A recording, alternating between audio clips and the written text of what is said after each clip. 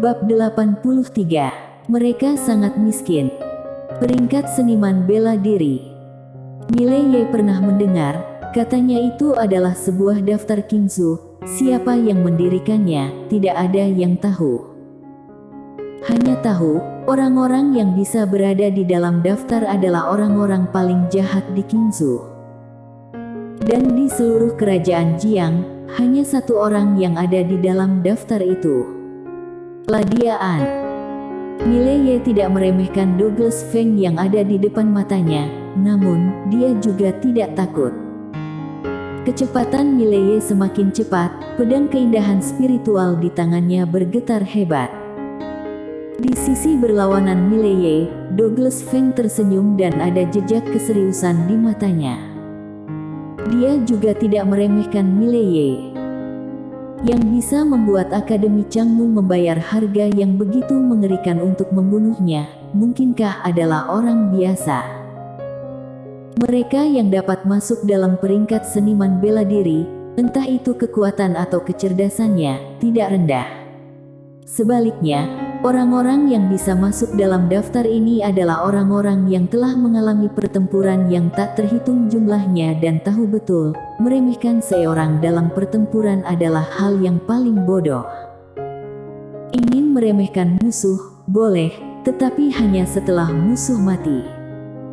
Di samping Douglas Feng, wanita berbaju hitam itu menarik anak panah dan busur, membidik Miley yang sedang bergegas. Pada saat ini, Douglas Feng menekan busur wanita berbaju hitam dengan tangan kanannya. Aku akan menanganinya sendiri. Setelah berbicara, dia menatap Miley di depannya. Pada saat ini, Miley hanya berjarak beberapa meter dari Douglas Feng. Pada saat ini, aura menakutkan tiba-tiba menyelimuti sekujur tubuh Douglas Feng. Momentum pedang. Pada saat ini, Miley memberi perasaan seperti sebilah pedang yang bisa menembus langit. Di samping Douglas Feng, ada sedikit ketidakpercayaan di mata wanita berpakaian hitam itu. Momentum seperti ini seharusnya tidak muncul di tubuh seorang alam energi perlindungan.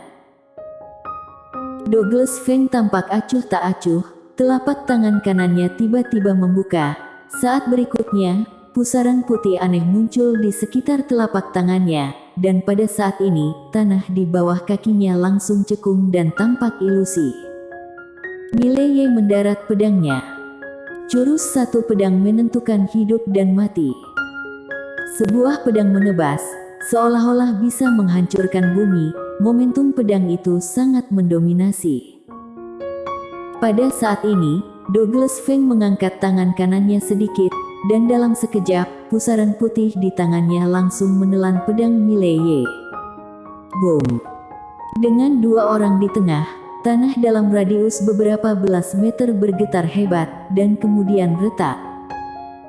Pada saat yang sama, mereka berdua mundur lebih dari 10 meter dan di depan mereka, ada jurang sedalam setengah meter. Di sekitar, tampak berantakan. Miley menatap pedang keindahan spiritual di tangannya, lalu menatap Douglas Feng yang berada tak jauh dari sana, alam mahir gaib. Kekuatan orang di depan matanya sama sekali bukan alam kehampaan. Itu adalah alam mahir gaib. Alam mahir gaib di usia 20-an. Di kejauhan, Douglas Feng melirik tangan kanannya, seluruh lengan kanannya retak.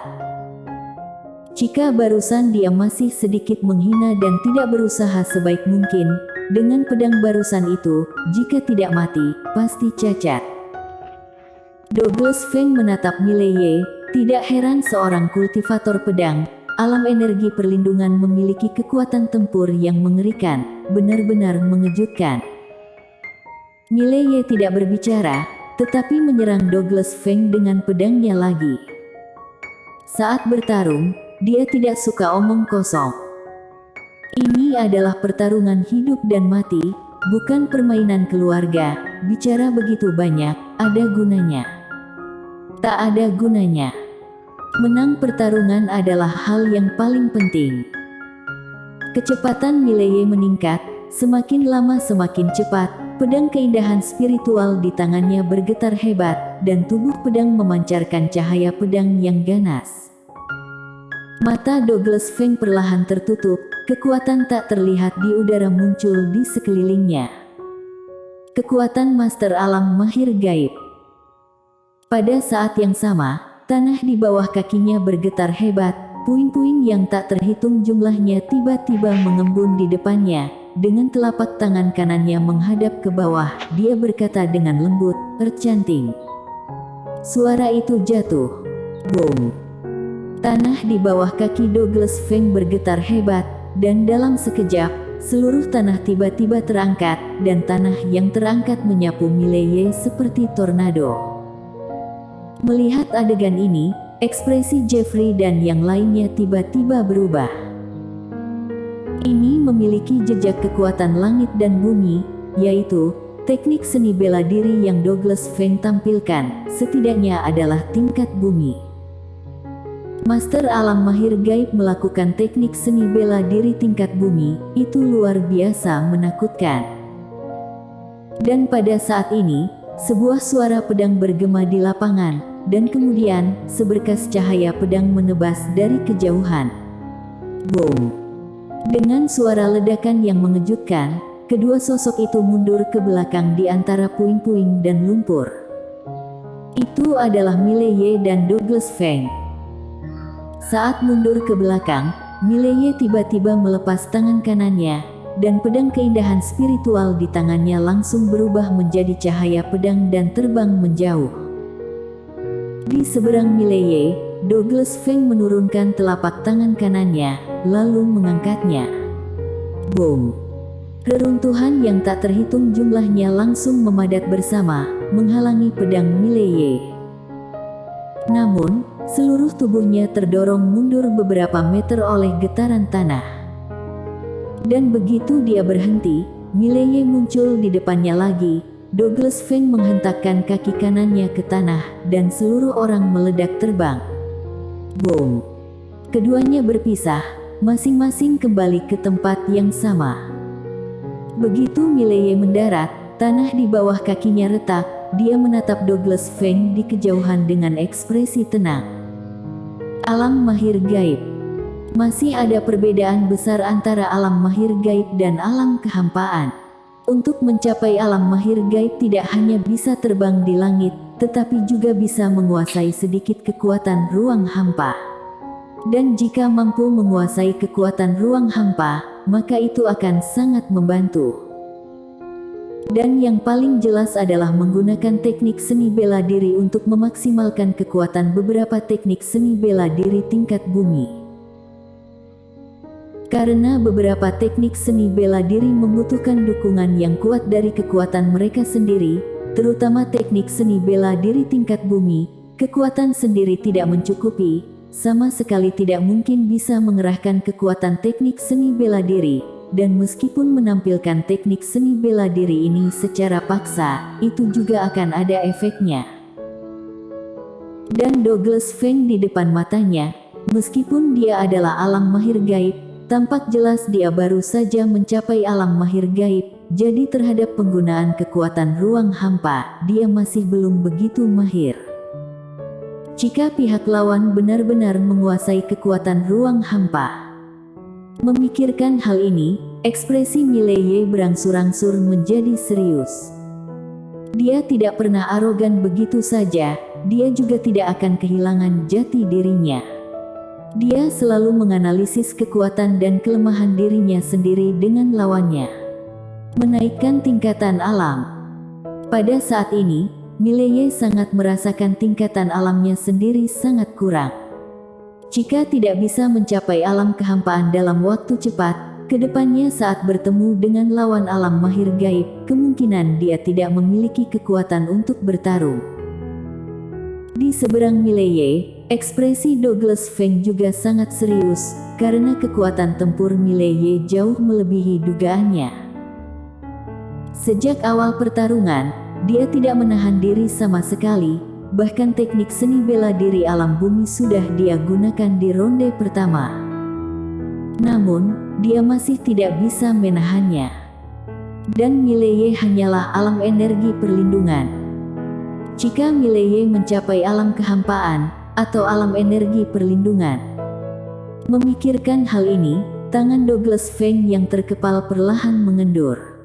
Hati pembunuhan. Sesaat memang ada.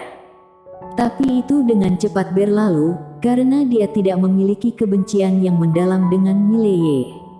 Orang seperti ini, karena tidak memiliki kebencian yang mendalam, kenapa harus menjadi musuh bebuyutan? Douglas Feng menoleh, melihat ke suatu tempat. Di sana, seorang lelaki tua dengan tongkat muncul dalam diam. Melihat orang tua itu, ekspresi Mileye dan yang lainnya sedikit berubah. Orang tua ini mungkin setingkat dengan Pak Tua Ji. Orang tua bertongkat berjalan ke depan Mileye. Dia melirik Mileye dengan sedikit kerumitan di matanya. Kudengar kamu sebelumnya ingin bergabung dengan akademi-akademi di kerajaan Jiang. Mileye mengangguk. Mereka tidak menginginkanmu. Orang tua bertongkat bertanya. Mileye mengangguk lagi. Orang tua bertongkat menggelengkan kepalanya dan menghela nafas. Mereka semua bodoh. Setelah berbicara, dia menoleh, melirik Douglas Feng yang berada tidak jauh, lalu berkata, tidak bertarung, tidak saling kenal, bagaimana kalau semuanya berteman?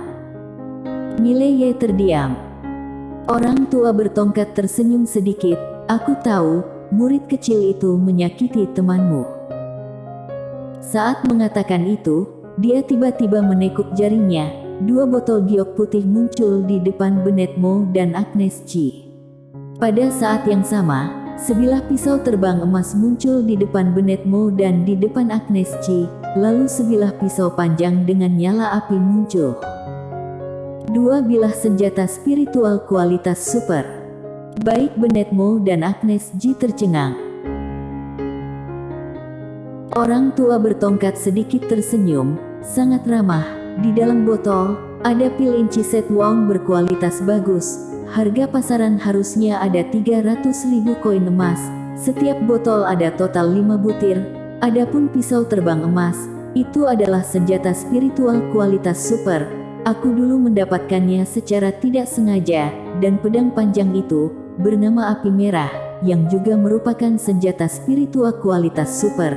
Jika keduanya memiliki peluang lain, tingkatkan 2 bilah senjata spiritual kualitas super ini menjadi tingkat eksplisit. Mendengar ini, Agnes Ji yang berada tidak jauh dari sana, menyimpan botol giok putih dan bilah api merah itu, terutama api merah. Mata Agnes Ji tampak jelas sangat menyukainya. Dan Bennett Mo juga dengan cepat menyimpan botol giok putih dan pisau terbang. Melihat pisau terbang emas di tangannya, Bennett Mo tidak bisa berhenti tertawa. Senjata spiritual kualitas super. Dia tidak berhenti menyentuhnya. Jeffrey melirik Bennett Mo dengan kilat jijik di matanya. Bagus.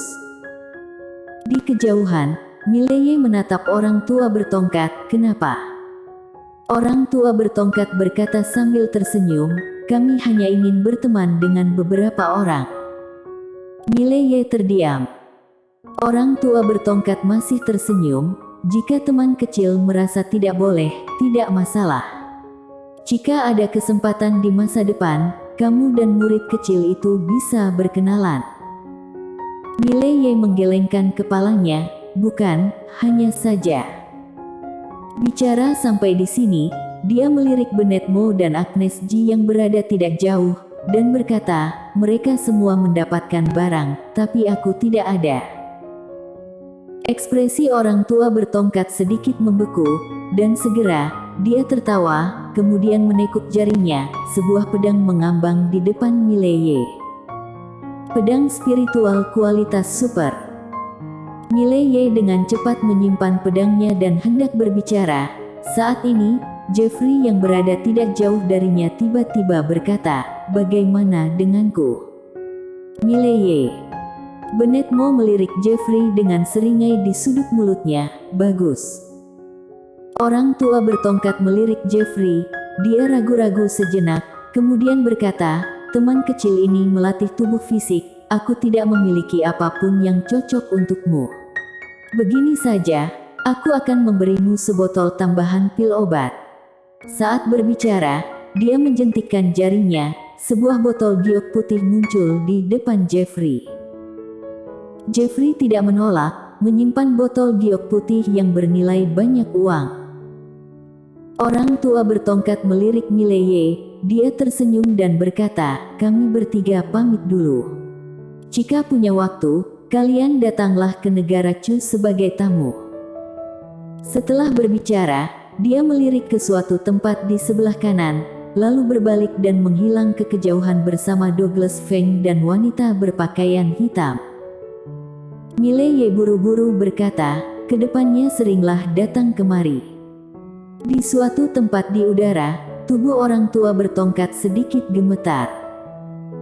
Di udara, Douglas Feng tiba-tiba berkata, Guru, kenapa kamu menyerahkan semua hartamu seperti ini?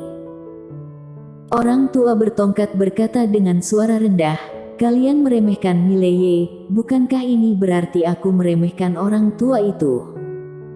Mendengar ini, Douglas Feng mengerti. Setelah beberapa saat, dia sepertinya memikirkan sesuatu, dan berkata lagi, mereka sangat miskin, dan mereka sangat tidak tahu malu. Bersambung.